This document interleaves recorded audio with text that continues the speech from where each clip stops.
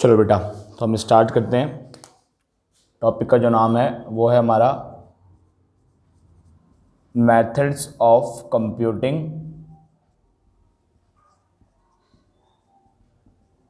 National income. Methods of computing national income. तो national income निकालने का जो हमारा मेथड है वो है पहला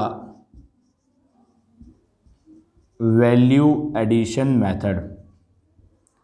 पहले मेथड का नाम है वैल्यू एडिशन मेथड, दूसरे का नाम है हमारा इनकम मेथड, और थर्ड का नाम है हमारा एक्सपेंडिचर मेथड।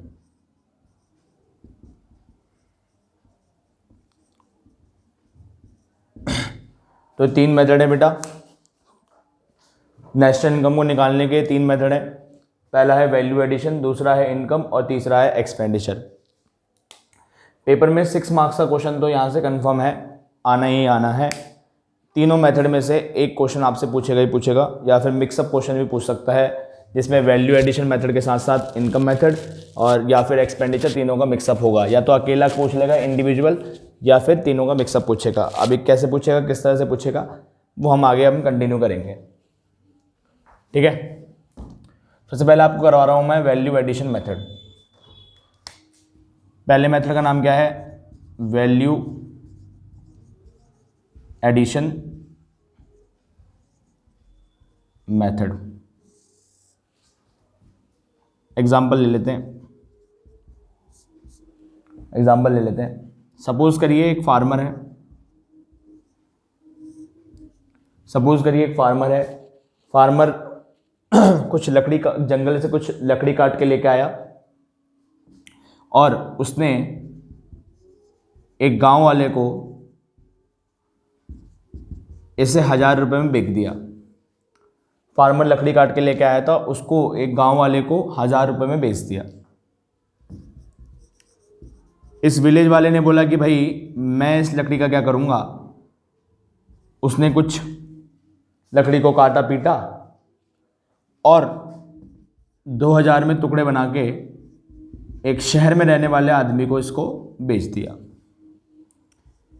शहर में रहने वाले आदमी ने बोला कि भाई मैं इस लकड़ी का क्या करूँगा। उसने थोड़ा सा पॉलिश वॉलिश करा और 3000 रुपये में किसी फर्नीचर वाले को ये 3000 रुपये में बेच दिया। अब फर्नीचर वाला क्या कहता है, फर्नीचर वाले ने क्या करा, इस लकड़ी से चेयर वेयर बनाई, कुर्सियाँ मुर्सियाँ बनाई, टेबल वेबल बनाई और 5000 में अल्टीमेटली किसे बेच दिया, कस्टमर को बेच दिया। फार्मर ने विलेज मैन को बेचा था, विलेज मैन ने सिटी मैन को बेच दिया, सिटी मैन ने फर्नीचर वाले को, फर्नीचर वाले ने अल्टीमेटली किसे बेच दिया, कस्टमर को बेच दिया। तो आप देख रहे हैं कि बेटा हर एक स्टेज के अंदर, चाहे फर्स्ट स्टेज हो, चाहे सेकंड स्टेज हो, चाहे थर्ड स्टेज हो, चाहे फोर्थ स्टेज हो, हर एक स्टेज के अंदर क्या हो रहा है, हर एक स्टेज के अंदर कुछ ना कुछ वैल्यू एडिशन हो रहा है। पहले 1000, फिर 2000, फिर 3000, फिर 5000, मतलब कुछ ना कुछ वैल्यू एडिशन यहाँ पे हुआ होगा। तो बेटा वैल्यू एडिशन का जो फॉर्मूला है वो है value of output minus intermediate consumption. Value of output minus intermediate consumption, value of output minus intermediate consumption. Value of output मतलब आउटपुट की कितनी वैल्यू है, मतलब कितने में आपने बेचा है या कितने में आपने सेल्फ कंजप्शन करा है, वो मैं बताऊंगा। आप खाली इसको भी समझ लीजिए, एक तरह का सेल समझ लीजिए और इंटरमीडिएट कंजप्शन को समझ लीजिए परचेज। इंटरमीडिएट कंजप्शन को समझ लीजिए परचेज, और धीरे धीरे फिर मैं आगे डिस्कस करेंगे क्या है ये। आप ये बताइए फार्मर ने कितने में सेल करा, फार्मर ने विलेज मैन को कितने में सेल करा, 1000 रुपये में, और खरीदा कितने में था, फार्मर ने परचेज कितने में करा था, 1 भी रुपये में नहीं करा था। इसका मतलब पहली स्टेज के अंदर कितना वैल्यू एडिशन हो गया, तो बेटा पहली स्टेज के अंदर 1000 रुपये का वैल्यू एडिशन हो गया। अच्छा, उसके बाद आगे बढ़िए, विलेज मैन ने सिटी मैन को कितने में बेचा, 2000 में। इसने खरीदा कितने में था, तो इसने बेटा खरीदा था 1000 रुपये में। तो कितने रुपए का वैल्यू एडिशन हो गया, इस स्टेज के अंदर भी 1000 रुपए का वैल्यू एडिशन हो गया। सिटीमैन ने फर्नीचर वाले को कितने में बेचा, 3000 रुपये में बेचा। खरीदा कितने में था, 2000 रुपये में खरीदा था, कितना हो गया, 1000 रुपये, ये भी हो गया। चौथी स्टेज, फर्नीचर वाले ने कितने में बेचा, 5000 रुपये में। इसने खरीदा कितने में था, इसने खरीदा था 3000 में। कितने रुपए का वैल्यू एडिशन हो गया, 2000 रुपये का वैल्यू एडिशन हो गया। अगर मैं टोटल वैल्यू एडिशन की बात करूं तो 1000, 1000, 2, 3, 2, 5, कितना आ रहा है, 5000 रुपये। तो हर एक स्टेज का टोटल जो वैल्यू एडिशन आया है वो 5000 रुपये आया है। आप देखेंगे जितना भी वैल्यू एडिशन है और जो लास्ट जो आपने अल्टीमेटली कस्टमर को बेचा है वो क्या है, हमेशा इक्वल होगा। तो वैल्यू एडिशन का फॉर्मूला याद रखिए, वैल्यू एडिशन का फॉर्मूला होता है value of output minus intermediate consumption. अभी इसमें सेल में इस वैल्यू ऑफ आउटपुट में और भी बहुत सारी चीजें आती हैं, वो मैं भी डिस्कस करूंगा। अभी आप खाली याद रखिए कि वैल्यू एडिशन मेथड का फॉर्मूला होता है value of output minus intermediate consumption. ठीक है, अब मैं इस फॉर्मूले को इलैबोरेट करूंगा थोड़ा सा और आगे बढ़ेंगे इस फॉर्मूले की तरफ।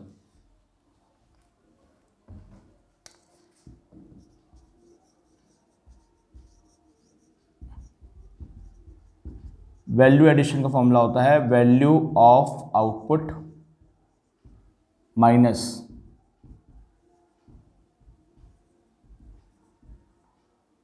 Intermediate consumption. Value addition method में जो वैल्यू एडिशन मेथड का जो फॉर्मूला होता है वो होता है value of output minus intermediate consumption. अगर मैं वैल्यू ऑफ आउटपुट की बात करूं तो वैल्यू ऑफ आउटपुट में बेटा 3 चीजें आती हैं। वैल्यू ऑफ आउटपुट में 3 चीजें आती हैं। भाई जब मेरे पास कोई चीज़ होगी, सपोज करो मेरी स्टेशनरी की शॉप है, ठीक है, मेरी स्टेशनरी की शॉप है। अब मेरे आउटपुट की जो वैल्यू होगी मैं इसको 3 तरीके से यूज़ कर सकता हूँ। इन स्टेशनरी के शॉप्स में जितना भी सामान होगा, जैसे सपोज करिए रजिस्टर्स है, पेन्स है, पेंसिल्स है, उसका मैं 3 तरीके से इस्तेमाल कर सकता हूँ। या तो मैं उसको बेचूंगा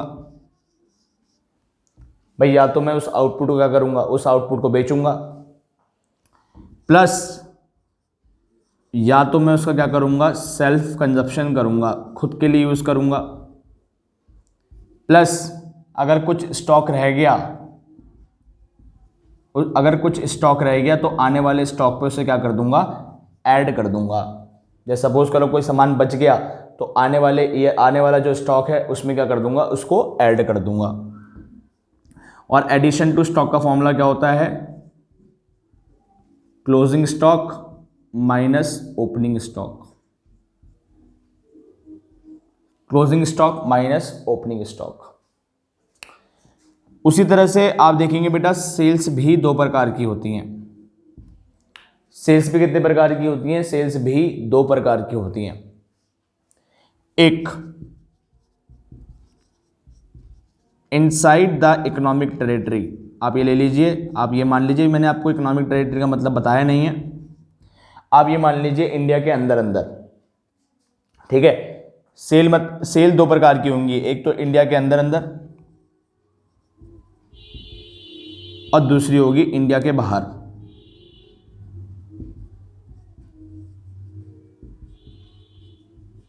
पहली होगी इंडिया के अंदर अंदर, दूसरी होगी इंडिया के बाहर।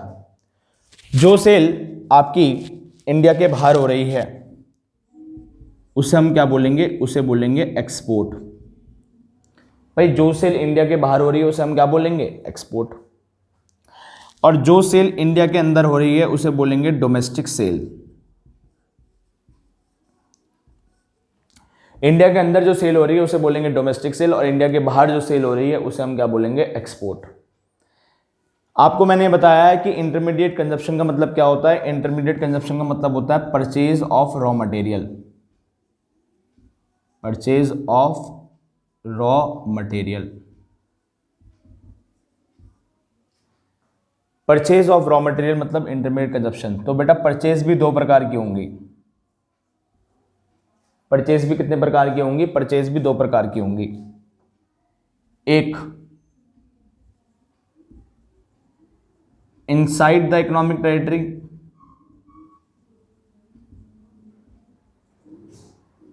भाई परचेज कितने प्रकार की होंगी, 2 प्रकार की होंगी, एक इनसाइड द इकोनॉमिक टेरिटरी और दूसरी होगी आउटसाइड द इकोनॉमिक टेरिटरी। मतलब इंडिया के अंदर परचेस कर सकते हैं हम या फिर इंडिया के बाहर परचेस करें, इंडिया के बाहर से परचेस करेंगे। और अगर इंडिया के बाहर से परचेस कर रहे हैं तो इसको बोलते हैं इंपोर्ट। अगर इंडिया के बाहर से कोई सामान हम खरीद रहे हैं उसे हम क्या बोलेंगे, इंपोर्ट। और इंडिया के अंदर, इंडिया के बाहर अगर कोई सामान को बेच रहे हैं उसे हम क्या बोलेंगे, एक्सपोर्ट। तो ये एक बार आप याद कर, एक बार ये चार्ट याद कर लीजिएगा, ये बहुत इंपॉर्टेंट चार्ट है वैल्यू एडिशन मेथड के लिए। ये बहुत ही इंपॉर्टेंट चार्ट है, ध्यान रखिएगा। एक चीज ध्यान रखिएगा, वैल्यू एडिशन मेथड से हमारा निकलता है GVA at MP। क्या निकलता है हमारा? अगर कोई आपसे बोले कि वैल्यू एडिशन मेथड लगा के हम कहाँ तक पहुँचेंगे, तो वैल्यू एडिशन मेथड लगा के हम पहुँचेंगे gross value addition at market price. G मतलब होता है ग्रॉस, VA मतलब होता है वैल्यू एडिशन और MP मतलब होता है मार्केट प्राइस। चाहे आप GVA at MP बोल लीजिए, चाहे आप GDP at MP बोल लीजिए, बात एक है। चाहे आप GVA at MP बोल लीजिए, चाहे आप GDP at MP बोल लीजिए, बात एक है। GDP at MP मतलब होता है gross domestic product at market price. तो वैल्यू एडिशन मेथड से क्या निकलता है, gross value addition at market price या gross domestic product at market price. भाई कोई भी मार्केट में जो चीज़ आती है वो किस में आती है, ग्रॉस में आती है और मार्केट प्राइस में आती है, फैक्टर कॉस्ट में नहीं आती। किस में आती है, मार्केट प्राइस में आती है। तो इसलिए लिखा हुआ है gross value addition at market price, gross domestic product at market price. तो वैल्यू एडिशन मेथड लगा के आपका ये निकलता है। कोई आपसे पूछे GDP एट MP कैसे निकलेगा, तो आप बोलेंगे value of output minus intermediate consumption. और वैल्यू ऑफ आउटपुट में कितनी चीज़ें आती हैं, 3 चीज़ें आती है, sale, self consumption, addition to stock. इसका फॉर्मूला क्या होता है, क्लोजिंग माइनस ओपनिंग। सेल 2 प्रकार की होती हैं, या तो डोमेस्टिक सेल होगी या एक्सपोर्ट होगा। ध्यान रखिएगा बेटा, डोमेस्टिक सेल्स में भी 3 चीज़ें आती हैं। डोमेस्टिक सेल्स में कितनी चीज़ें आती हैं, 3 चीज़ें आती हैं। या तो हम सेल करेंगे किसी फर्म को,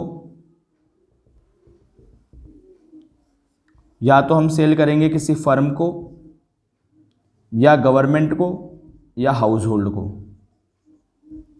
ये ध्यान रखिएगा, डोमेस्टिक सेल्स में 3 चीज़ें आएंगी, या तो हम किसी सामान बेचेंगे किसी फर्म को, या सामान हम बेचेंगे किसी गवर्नमेंट को, या फिर हाउस होल्ड को, मतलब आम आदमी को हम सामान बेचेंगे।